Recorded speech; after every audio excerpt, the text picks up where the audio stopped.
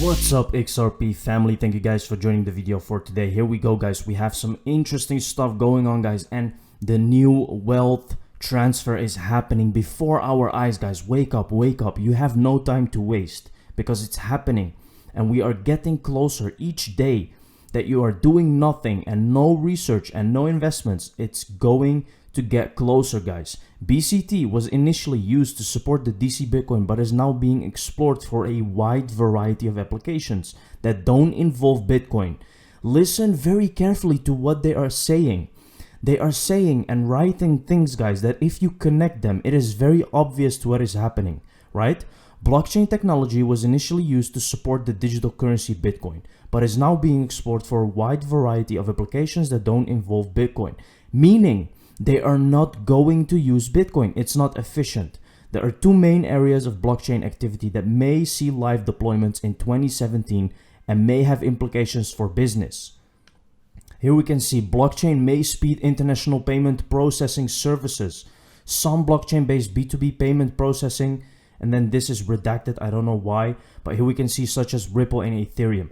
The thing is, guys, that they are moving very, very fast and they're going to use Ripple. Ripple versus SEC lawsuit. Will the case end in settlement or verdict? XRP lawyer predicts outcome.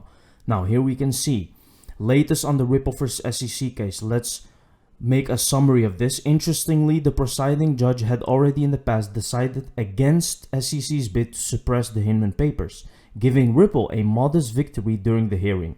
According to Deaton, the verdict will likely be issued in April or May. If we think very carefully, guys, ISO 222 is fully upgraded in March, right? April or May would not be weird, but also don't be surprised if we finish March or even January, right?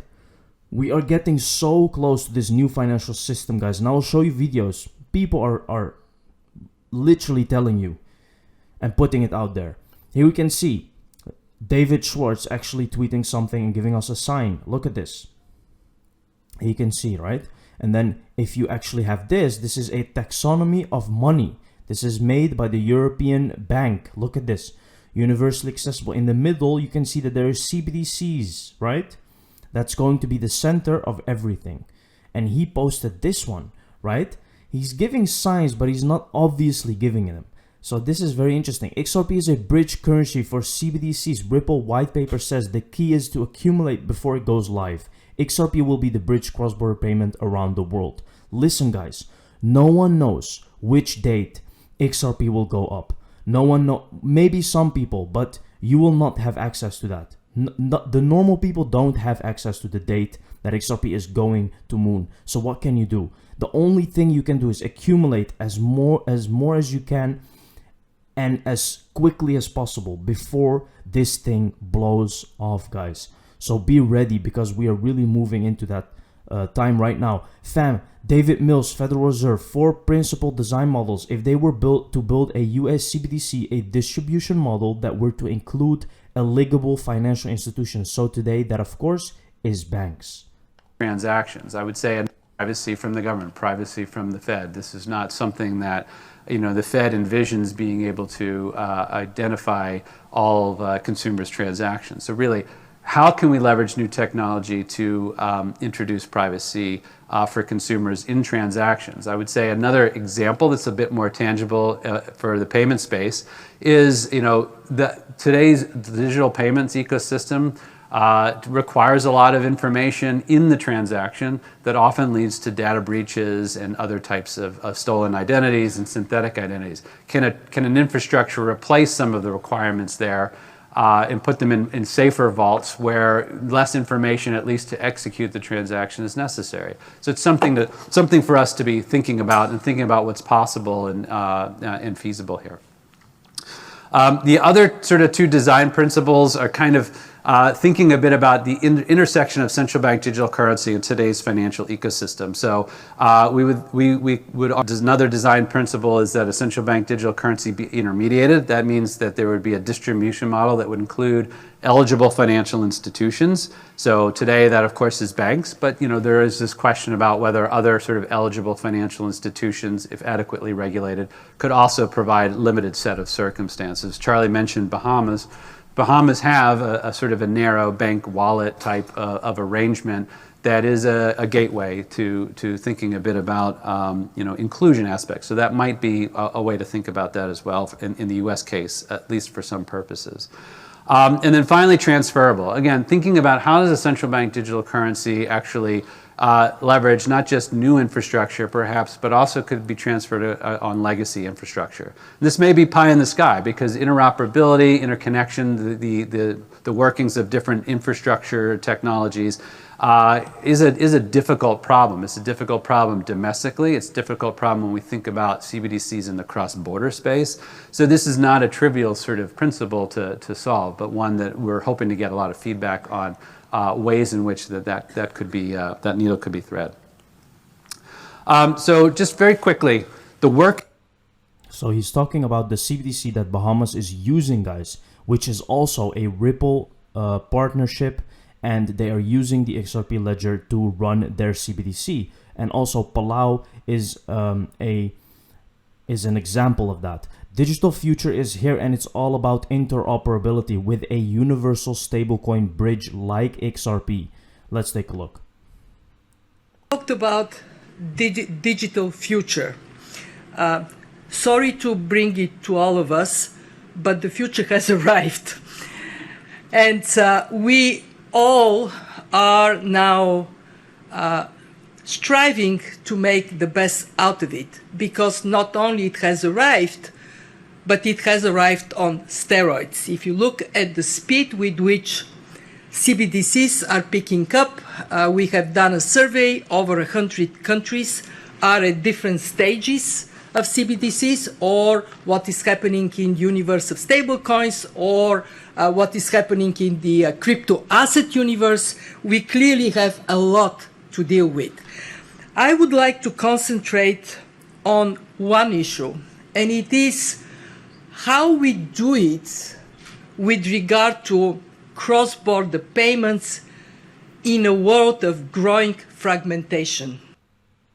Wow, guys, it cannot be more clear than this. She said that the future is arrived with steroids. Now, what does that mean? Now, I don't know, guys, but if you reckon the COVID period of time, that was the most interesting time. That's actually the event that they needed to have. They needed to use that event to actually speed up the progress to use digital payments. You can see that that was clearly one of the goals of this whole pandemic and event. Because what happened? Everything went digitally, guys. Even people worked digital from far from home, remote. Everything was digitally in this period of time. Now, it may look like things are slowly getting back to normal, but things are not going back to normal, guys. This is the new financial system that is coming, and it's arriving very, very quickly. You can see that 3 years ago, people were not taking the XRP community seriously. And now you can see that all the CBDCs are being built and are almost ready to be used. Ripple user Bcash included ODL has begun transfers to Premier Bank Bangladesh. Note at the end of articles states Premier Bank is launching a P-Money app and will also launch remittance service with Bcash. Now, if you see that these countries, Bangladesh, for example, India, all these countries, they're moving very fast. And the reason is, guys, because many people there are unbanked. They don't have access to funds. No one can send them any funds. And this is one of the clear mission of Ripple as well. So that is the reason, guys, that these countries are going very, very fast. Here we can see 2018 MIT. Hey Gary, what is Ripple and who is using it with XRP as a bridge currency? This is Gary Gensler actually understanding very well what Ripple is doing. Let's take a look. Crypto Bitcoin to Philippine peso. That is called a bridge crypto or bridge currency. That's in fact what Ripple is trying to do with XRP.